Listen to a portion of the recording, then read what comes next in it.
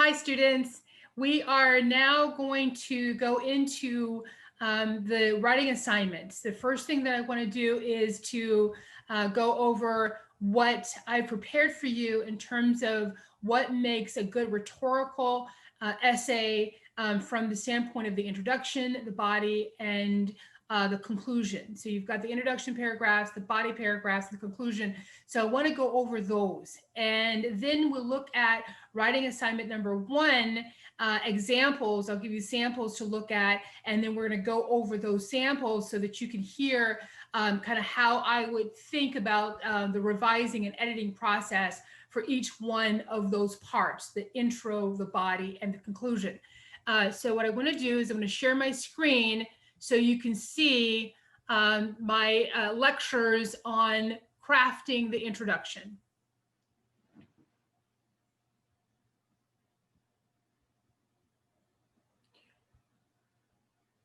So here it is. This is what is posted now on your Blackboard, and that's the lecture on crafting introduction paragraphs. So when you're starting the paragraph in the rhetorical essay, you must consider the reader, your audience, and what you want your audience to know about your essay and your purpose for writing. So you see here, I've got 3 points that really address the audience. And the first thing is your audience for this course is going to be your college age peers.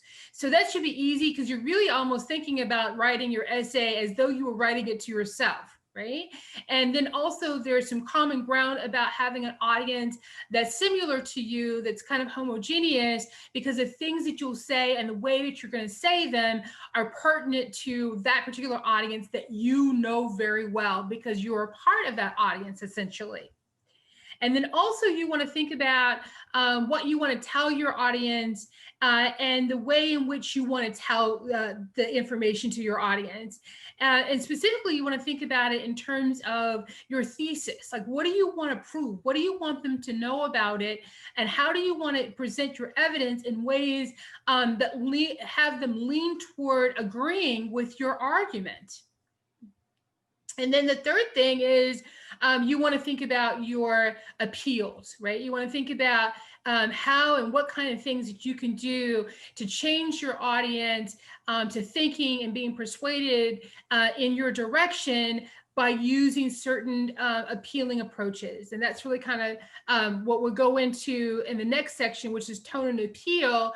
But you want to think about that, your appeal, even as early as your introduction, because how you start out really gives that audience a hook. That reader hooks into you, connects with you as a writer, as an author on the topic that you're discussing.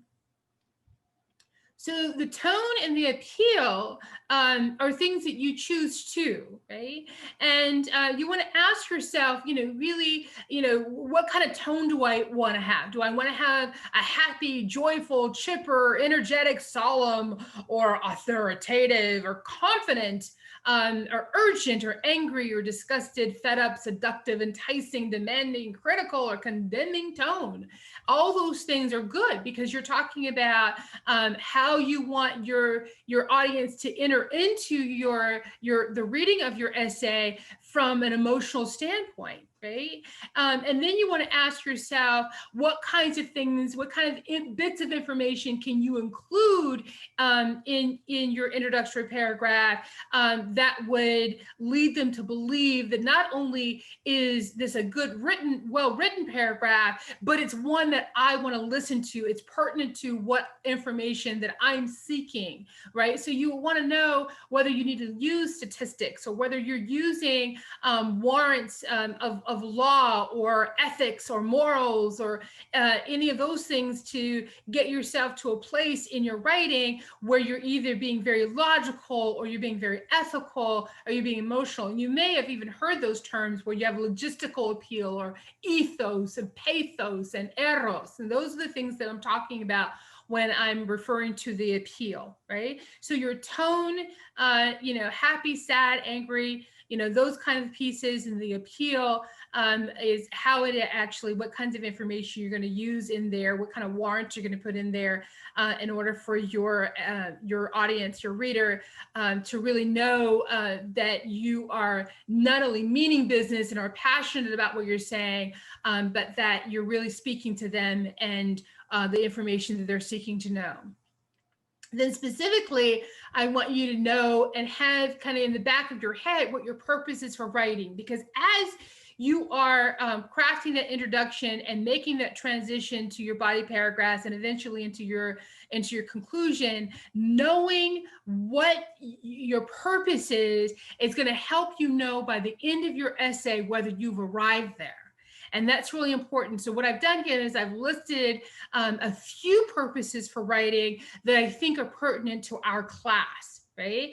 And so I tell you that you can be expressing your opinion or describing an occurrence from your perspective, or exploring or learning something that sparks your curiosity, or entertain in order to provoke introspection, or to inform your readers about a significant event or relevance, or to explain why something has happened, often scientific or social in nature, to argue your point and counterpoints that are constructed based on analysis, to persuade with the intentions for building solidarity with a person or group, to evaluate the pros and cons of an idea or proposal, to solve a problem that sometimes has very ambiguous outcomes, and to mediate the differences in order to create a win-win for opposing sides. Those are just a few that I just kind of came up on the cuff. And you'll see that as you've already written essay number one, writing assignment number one, and writing assignment number two, and approaching a writing assignment number three, you'll see that those purposes are more germane to one of those essays more than the other. So you may have a combination of purposes, and that's okay. But you'll see that there may be two or three that are really good purposes for writing for essay writing assignment number one, and really good for essay assignment writing number two, and then of course really good for essay or assignment number three. So let's look at an essay example, a sample essay that kind of gives us an example of what one of your peers has written. Okay, I believe that this information is also on Blackboard as well. And so I just want to make sure that if you have any questions, or based on the comments that I'm giving you right now, and it's a little bit more than what we've gone through, what I posted the last time. So this is a little bit more in depth. And so let's look at this. This is a sample, and what we have is kind of a before and after. So let's look at the before, right? So this particular author says he's writing on the Jeremy Lin text. And this is the one, the text, the narrative that Jeremy Lin talks about his progress overcoming his obstacles with regard to becoming a professional NBA basketball player.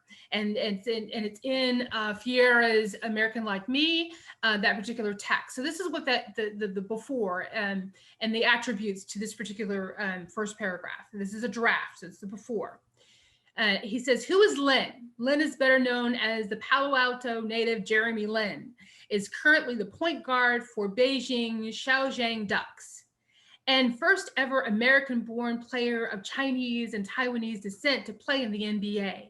Lin, not long before that, was the guard for not only the Ducks, but the Golden State Warriors, the New York Knicks, Houston Rockets, LA Lakers, Charlotte Hornets, Brooklyn Nets, Atlanta Hawks, and lastly, Toronto Raptors. Now, this sounds like many successes, and you would be right, but these remarkable accomplishments were not without their fair share of adversity along the way. Right. So the first thing that I look at are that the signals for the reader who is in the text of the essay is absolutely perfect, right? So he comes straight out and tells us this is about Lynn, so we know kind of the topic and who, if you will, is the center of the story as the author presents. It's, who is Lynn? And I love it gives that rhetorical question is, who is Lynn, right? Making the assumption that maybe there are some people in the audience who don't know who Lynn is, but there may be some who do and just want to know more, right? And so that's great that we have a signal of what of who the text is being, or what text is being used and who it's going to be about. And then the next one is the paragraph in general. It summarizes the necessary history to build up the success story. So, he starts out with, telling you kind of, what the attributes, what the successes are. And then you get this great reversal at the end. He's great, you're great, but there was adversity. And that's kind of sweet. We'll look at that a little bit later in my notes, I'm sure. And then we've got this, this running list of great NBA, franchises that most people who are, sports minded would know. And so we've got, some great, even Houston Rockets. I mean, even if you're not a sports advocate, you know the Rockets, because, here in Houston, that's our sports and, and particularly around the Rockets, and our other teams as well, but definitely around the Rockets is a big piece. You've even had, restaurants and organizations that are behind it. You go to HEB, one of our common grocery stores, and you see their paraphernalia, everywhere. So that's a big piece. So I love the fact that you get this kind of running list, and it's very energetic, and so it gives the pacing, and that's what we're talking about with the tone. This is kind of a happy, upbeat tone right now, and so he's kind of giving you enthusiastically involved and connected to Lynn. So that's a winner.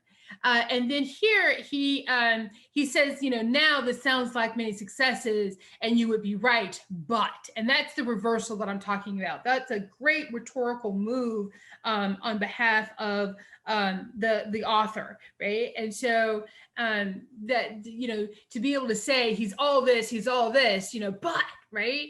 And that kind of not only, gives us a great reversal, but it gives us the reader an opportunity to see, like, wait a minute, what's going to happen. It almost creates a suspense, like what adversity did he go through, right?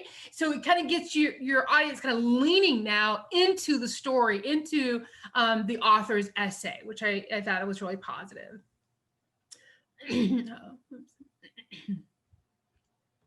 So then at the end, I've got, these remarkable accomplishments were not without fair share adversity along the way. And here you do start to get the author's purpose, that it's going to evolve and really become very salient, when you get to the conclusion. But, you do get this idea that we're going to be talking about the adversity, and you can make, the assumption that the reader is saying, wow, I'm going to learn about the adversity, but somewhere in the back of my mind, I know that I'm going to learn that the adversity didn't stop Lynn, that he overcame it, because the author of the essay just told us he was a success. Right? So as a reader, I'm going to know that there's going to be something about how that actually happened. So I think that that's absolutely wonderful. And so it's a very well typewritten first draft, and it does well. So now we're going to look at some places where, as your teacher, you're going to say, these are some must adds to the intro, so that it is now polished and ready for final submission. And one of those big, huge pieces that you're going to see is you got to cite, right? And so one of the pieces that's missing is the citation, is the source, the reference to where this Jeremy Lin story actually takes place. And that's really important, because I'm sure Jeremy Lin has told his story multiple times in multiple sources. So we have to give, America Fiera a pitch, right? Because this is her compilation of stories. So we've got to be able to, to be able to cite her in her book, and let the reader know that this is where I found this particular narrative on Jeremy Lin. So that's actually very, very important. And without that, we're actually plagiarizing. So that's something we want to avoid. We want to avoid plagiarizing. And the sure way of avoiding plagiarism is to cite your sources. That's really big, important. And then here, I just added this particular phrase, which is kind of the nominative phrase, he is amazing to be the first American-born player. And that was to complete the sentence, because you want to make sure that your sentences are error-free. So not only are you revising for meaning, but you're also revising to make sure that those errors are resolved in your sentence structure. And then this particular one, it says here that I wasn't really sure where the author was going with this. The author of the essay was going with this. So I would just omit those words not long before, and I say instead Lin. So the sentence reads, I would just start out with Lin. Lin was a guard for not only the Ducks, but the Golden State Warriors. It looks like there was kind of the mix-up not long before that, but I wasn't sure what that was referring to, because remember, that has to point to something, and there was nothing there after that. So I wasn't sure what that was referring to, but it's not necessary. That little small piece, those 4 words are not necessary. Just go right into Lin was the guard for not only the Ducks, the Golden State Warriors, and go through that beautiful sentence that's highly energetic. Okay. So that concludes the introduction lecture.